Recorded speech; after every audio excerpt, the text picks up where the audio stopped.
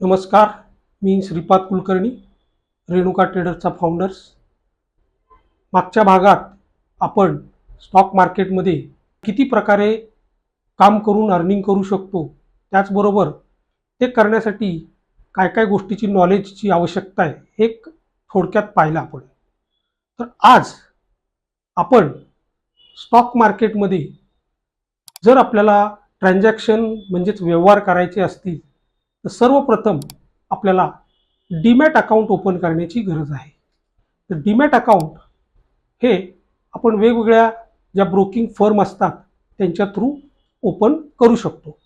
जसं बँकेमध्ये ट्रान्झॅक्शन करण्यासाठी सेव्हिंग अकाउंटची गरज असते, तसं स्टॉक मार्केटमध्ये ट्रान्झॅक्शन करण्यासाठी डीमॅट अकाउंटची गरज आहे किंवा आवश्यकता आहे.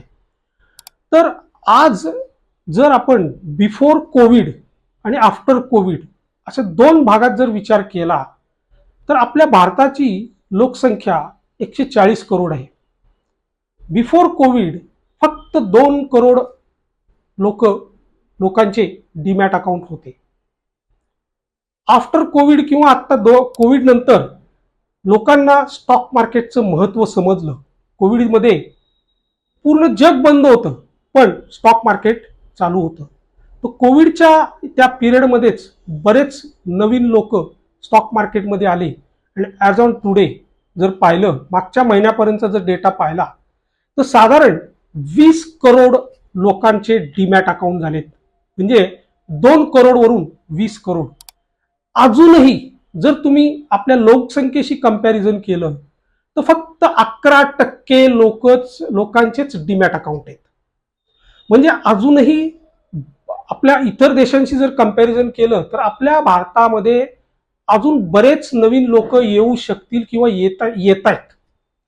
आपण महाराष्ट्राचा जर विचार केला तर महाराष्ट्राची लोकसंख्या जवळपास 13 करोडच्या जवळपास आहे आणि डीमॅट अकाउंट साधारण 4.25 करोड आहेत. म्हणजे महाराष्ट्रात तरी थोडीशी परिस्थिती चांगली आहे. साधारण 30% आसपास लोक डीमॅट म्हणजे स्टॉक मार्केटशी संबंधित आहेत.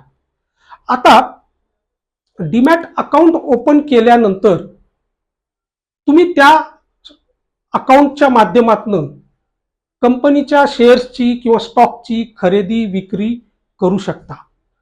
आता त्याचबरोबर तुम्ही कमोडिटी म्हणजे गोल्ड वगैरे ते सुद्धा आजकाल लोक फिजिकल स्वरूपात गोल्ड किंवा सोनं घेणं हे सुद्धा धोकादायक आहे. धोकादायक नाही म्हणता येणार, आपलं नुकसानच होतं.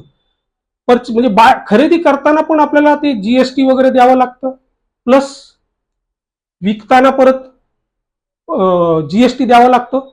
त्याचबरोबर तुम्ही जर तिथं बघितला तर खरेदीचा रेट वेगळा असतो, विक्रीचा रेट वेगळा असतो. म्हणजे सोनं हे डायरेक्ट सोनं खरेदी करणं हे इन्व्हेस्टमेंट होऊ शकत नाही. तर बरेच लोक डीमॅट अकाउंटच्या द्वारे गोल्डमध्ये गुंतवणूक करतायत. तिथं तुम्हाला नुकसान म्हणजे हे जीएसटी वगैरे हे काही होत नाही. हा एक भाग झाला.